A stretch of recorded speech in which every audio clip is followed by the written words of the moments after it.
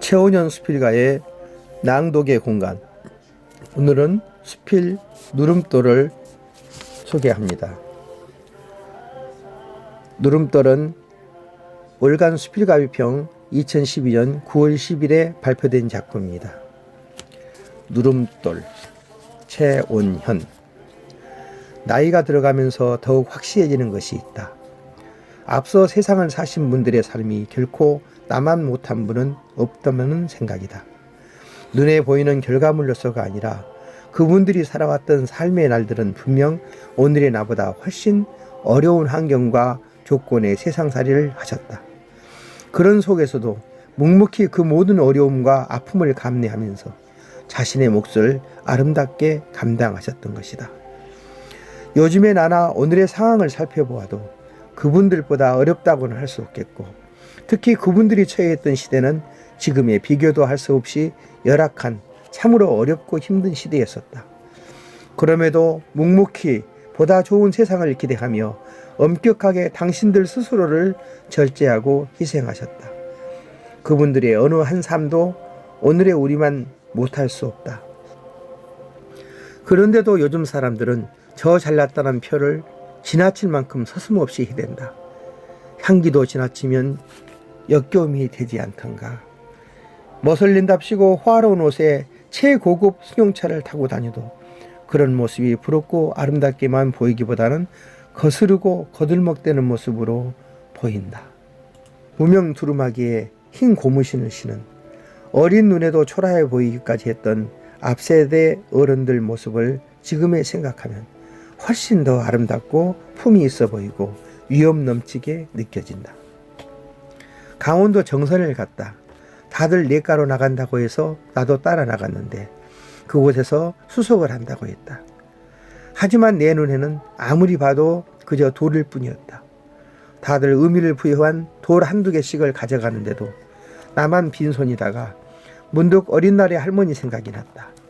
할머니께서는 한 해에 한 번쯤은 부러 내과에 나가서 납작 둥글 손바닥만한 돌멩이를 한두 개씩 주워 오셨다. 그걸 뭘 하려느냐고 물으면 누름돌이라 했다. 누름돌. 나는 그때 그게 어떤 용도로 쓰이는지 알지 못했다. 그러나 나중에 그 용도를 알게 되면서부터는 나도 학교에서 돌아오다 내과에 들러 그런 돌을 주워다 드리면 할머니께서 매우 좋아하셨다. 그 어린 날이 생각나 뒤늦게 마음이 급해져 누름돌로 쓸만한 것을 찾아보았다.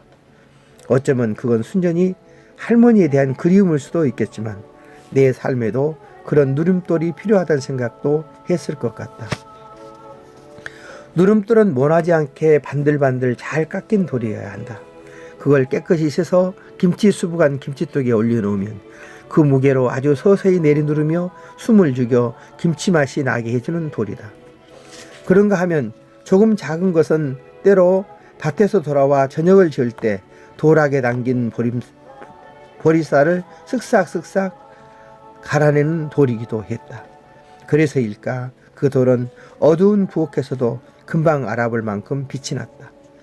밤낮은 할머니나 이모의 쓰임에 따라 더 닳고 손때가 묻어 반질반질해진 때문이었는지도 모르지만 어쩌다 나도 손에 쥐어보면 돌의 차가움이 아닌 왠지 모를 따스함이 감지되기도 했다. 요즘 내게 부쩍 그런 누름돌이나 돌학용 돌이 하나쯤 있었으면 싶다는 생각이 들곤 한다. 뭔가 모를 것들에 그냥 마음이 들떠있고 바람 부는 대로 휘둘리는 키 큰 풀잎처럼 좀처럼 내 마음을 안정시키기가 어렵다.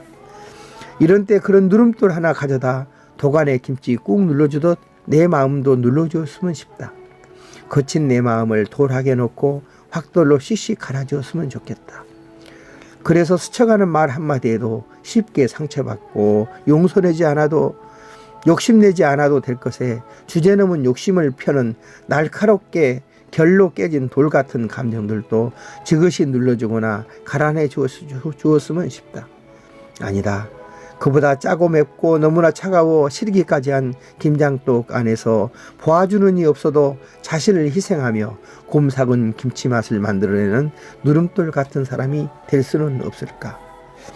그렇게 생각해 보니 옛 어른들은 다 누름돌이거나 최소한 누름돌 하나씩 품고 사셨던 분들 같다.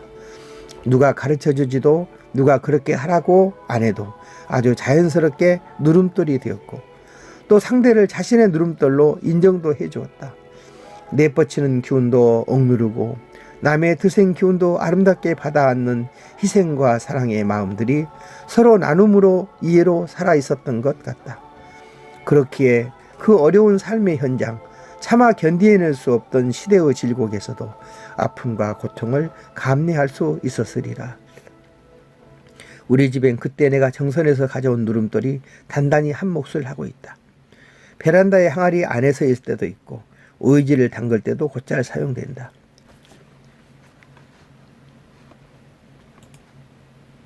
요즘이야 보리쌀을 갈아 밥 짓는 일은 없어졌으니 확돌이 될 일은 없겠지만 어쩌다 제 몫에 일이 없어 바닥에 놓여 있거나 항아리 뚜껑에 올라와 있어도 어린 날을 추억해 하면서 내 삶의 누름돌을 생각해 한다. 두동강이 나버린 누름돌을 보시며 안타까워하시던 애할머니 모습도 생각난다. 단순히 못쓰게 된 돌 하나가 아니었으리라. 웃자라는 욕심에도 성급한 마음에도 서운함으로 파르르 떨리던 마음, 시집살이 고된 삶의 눈물도 누름돌을 씻으며 사귀던 친구 같은 존재였을 것이다. 그래 서른 마음 꾹 누르고 하셨던 그 마음이 담겨 있었을 텐데 깨져버리자 마음이 찢기는 안타까움과 헤어짐의 슬픔을 느끼셨을 것이다. 내 나이도 이젠 들만큼 들었는데도 팔딱거리는 섬이며 여기저기 불쑥불쑥 나서는 당돌함을 다스리지 못하고 있다. 누름돌이 없어서일까? 이제라도 그런 내 못된 성질을 꾹 눌러놓을 수 있도록 누름돌 하나 잘 닦아 가슴에 품어야겠다. 그게 나쁜 일이야. 부부간에도 서로 누름돌이 되어주는 것이 좋겠고 부모 자식간이나 친구지간에도 그렇게만 된다면 세상도 훨씬 더 밝아지고 마음 편하게 되지 않을까. 김장을 처가에서 해와서인지 김치 냉장고 때문인지 지난 겨울 내내 베란다 바닥에 누름돌이 할 일 없이 놓여 있었다. 나도 그게 특별히 쓰일 데가 없어 그냥 못 본 채 만 채 했다.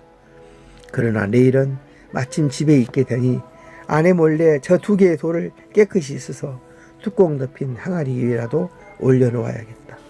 그걸 보며 왠지 모르게 들떠있는 내 마음도 꾹 누르면서 말이다. 아니다.